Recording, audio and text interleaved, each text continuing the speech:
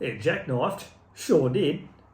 But before we start criticising the guy, and before we say, oh, he was a Raj, now, I don't know whether he was or wasn't. Genuinely don't know, and don't care either way.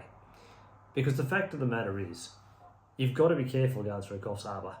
Anyone who's run the coast road for any length of time knows Coffs Harbour gets slippery. If you get a sheen of rain, or any rain through Coffs Harbour, which is quite common, those roads are lethally slippery.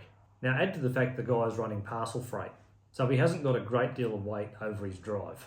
Coffs Harbour has got history. Banana Hill used to be particularly slippery. I know several people who have come a cropper on that one, with either brakes locking up or compression lock up going down the hill, and a couple have spun out going up the hill. Through town, just as bad. Lights change on you, hit the brakes, suddenly the trailer's sliding out towards the gutter. Try and take off from the lights. Oh, we've got wheel spin. That particular corner, with the pub on the corner where that lawyer's office is opposite, dicey, either way, north or south, but either way, dicey corner. You've always got to be on your toes going through there. I go through there very gingerly because it's slippery. Even when it's dry, it can be slippery. I've seen plenty of jackknives on that corner, and I've seen one truck go over completely.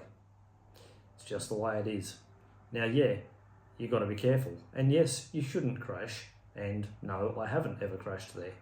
But it's something that happens when people are either complacent, not paying full attention, or a bit inexperienced, don't understand what they're dealing with. Now, in his case, what his nationality was has got nothing to do with it.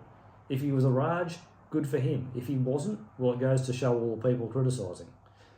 But either way, it comes down to experience, it comes down to being careful, knowing your equipment, understanding the way roads work.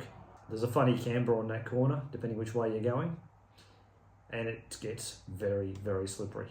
So maybe instead of everyone acting like they're perfect and never made a mistake, we should look at what do we do to try and improve the situation? What do we do to make sure it doesn't happen again? It does happen quite often. I had an experience probably over 10 years ago now. I was northbound through that corner. It was wet.